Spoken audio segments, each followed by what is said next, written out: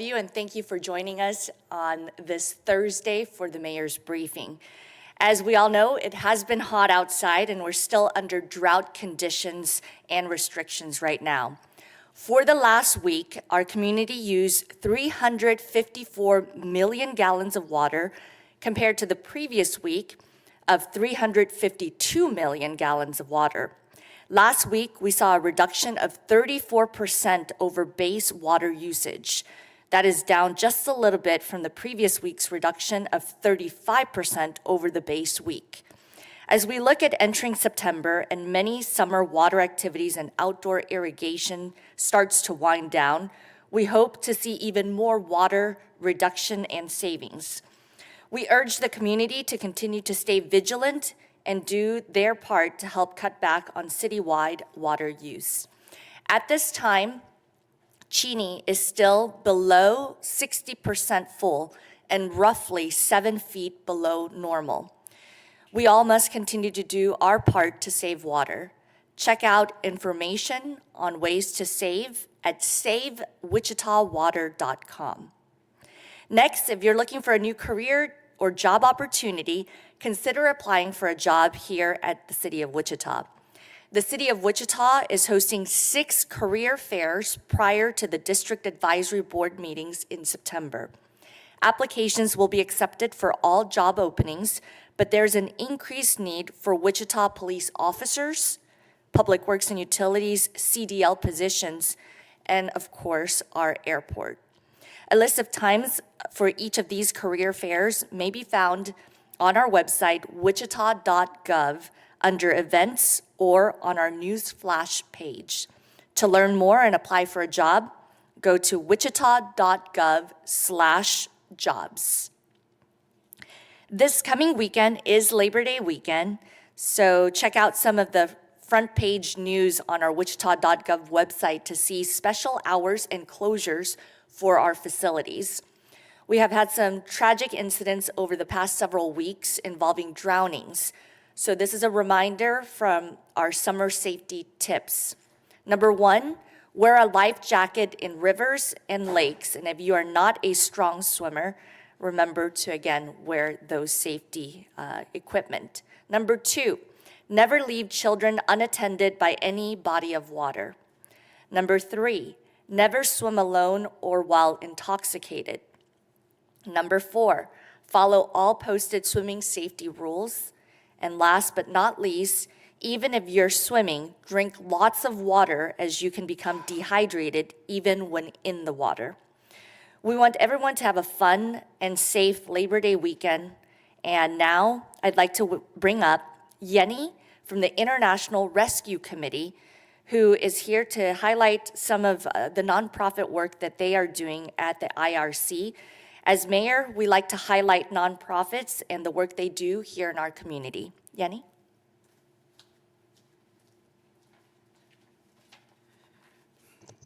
Good morning, and thank you, Mayor, for the invitation. International Rescue Committee is a global humanitarian organization that has probably served more than 10 years in Wichita. Our mission is clear: from harm to home. We help families who have been forcibly displaced by conflict and disaster to survive, recover, and gain control over their future. In Wichita, we take a holistic approach to do this work. We support newly arrived families as they integrate into our community and find sense of belonging. Our program focuses on education for minors and adults, offering English classes, financial and digital literacy, and civic education. Through our economic empowerment programs, we help clients secure employment, explore career advancement, and foster entrepreneurship opportunities with a special emphasis in women's empowerment. Additionally, our health and wellness initiatives include mental health and interventions and workshops, helping clients build a sense of safety and belonging. We also provide crucial immigration services, guiding clients through the process of adjusting their status and becoming U.S. citizens. To date, IRC Wichita has supported more than 2,000 individuals from countries like Republic of Congo, Afghanistan, Syria, Somalia, Sudan, and Latin America. What happens around the world definitely impacts the work that we do here in Wichita. It has shaped the landscape of our community and continues to influence the work that we do in our state. Thank you for your continued support, and IRC is here to support every newly arrived family. Thank you.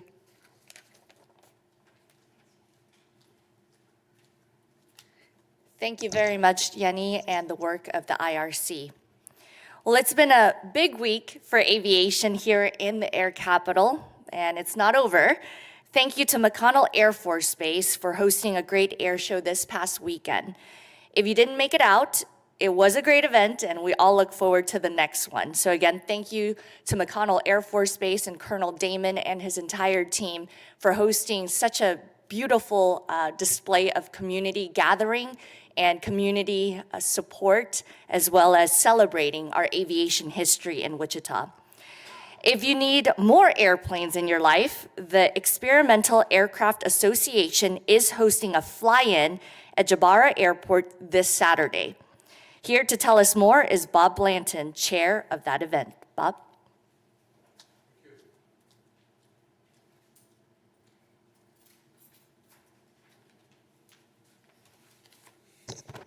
Thank you, Mayor. As Lily mentioned, our fly-in is this Saturday. I'll give you more details about it. We're a nonprofit.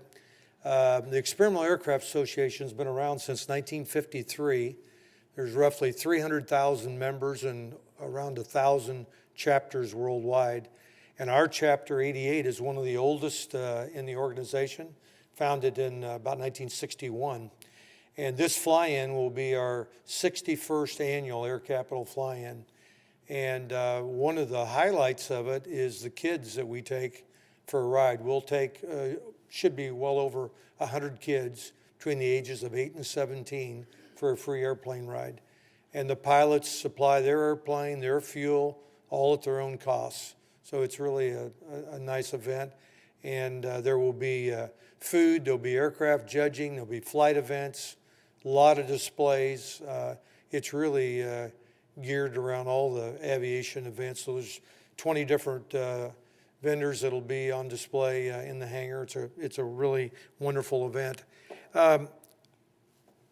EAA is all about the spirit of aviation, and our mission statement is to promote aviation and to foster education of our members and the youth of our community. So we're very community oriented.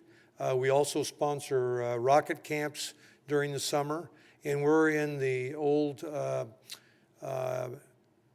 building for Jabara that was built, I think, in 1967, which we leased from Wichita Airport Authority, which we're very, very thankful for. So it's a great organization. I've personally taken about 450 kids, Young Eagle rides, and there's nothing more gratifying than to take a kid that's never flown an airplane ride. It is absolutely amazing the feedback that you get.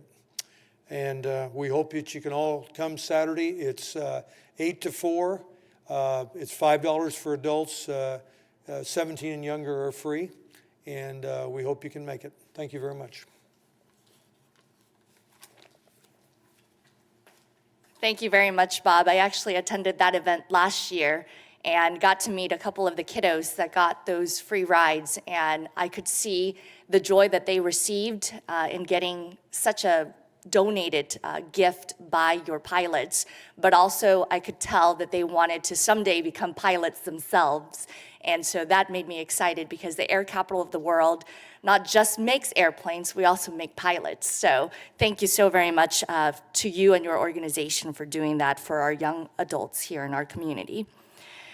Again, be sure to come out on Saturday and bring your kids ages 8 to 17 for a free airplane ride. Introducing kids to aviation early is a great way to jumpstart a lifelong passion and future career. In other airport news, our other municipal airport is the Eisenhower National Airport. ICT has once again been nominated for the USA Today Best Small Airport in the United States. This makes the 4th time ICT has been nominated by USA Today, but we've never made the #1 ranking. So it's time for us to make the #1 ranking, and we need your help. One of the reasons we get nominated is because we have the best passengers in the US who give us high rankings. So please help us this time to get to #1 by voting each day from all of your devices, cell phones, laptops, home and work computers. You can find the link on our Wichita Dwight D. Eisenhower National Airport social media sites. And again, we hope that you will participate and make sure that Wichita really becomes the #1 on that ranking. At this time, as I do every Thursday, we like to highlight good things that are happening in our community. And Vice Mayor Maggie Ballard is here to tell us some good news and some upcoming events in District 6. Maggie?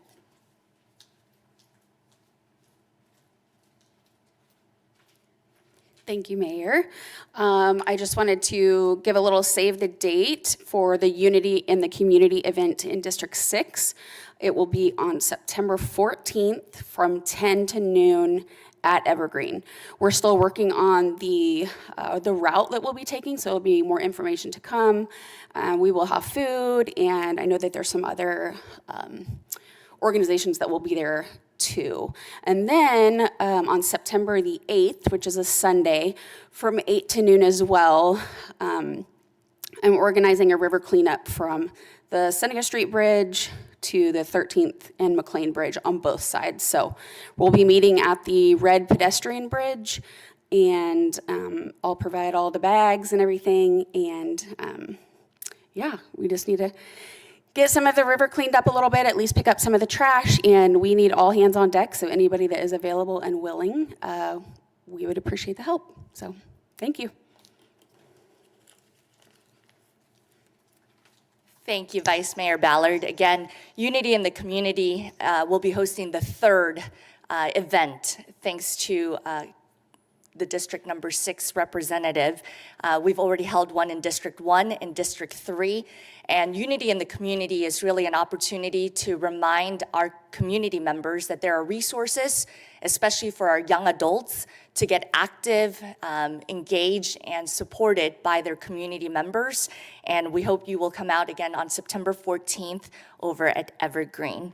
And since there are several things that are happening in our community, I wanted to just highlight that this week has been a really wonderful week to celebrate community members coming together and opening up opportunities for our young people. This week in District 1, we held a ribbon cutting ceremony for the First Tee Learning Center. This is another investment into District 1 to help our young people get connected to the sport of golf, but also get help with learning in that new center that will be built by next year. And then yesterday and today, Habitat for Humanity held a legislative build, and several of our council members were in attendance and helping out with the build in District 3. And then last but not least, Vice Mayor Ballard and Councilmember Glasscock and I just came from Oxford Villa, which is in District 4, and that is the former Masonic home that has now reopened. And this is a great opportunity for community members to know that there are housing opportunities at the new Oxford Villa. And we appreciate the investment that folks at Oxford have made so that they can revitalize that building so that there are housing opportunities for our community members. So thank you all for helping build Wichita and make it a better place to live for all. And so again, thanks to our guest speakers today. We will now open it up for any questions. On the topic of water usage, we're wondering if it's too early to discuss the possibility of rate increases due to the loss of revenue and less water being used. I will have Megan Lovely with Communications or Public Works. Right now, rate increases are not being considered as an option for part of drought restrictions. If that changes, there will be lots of communication prior to that. But at this time, there's no thoughts of moving forward with that. Anything else on drought?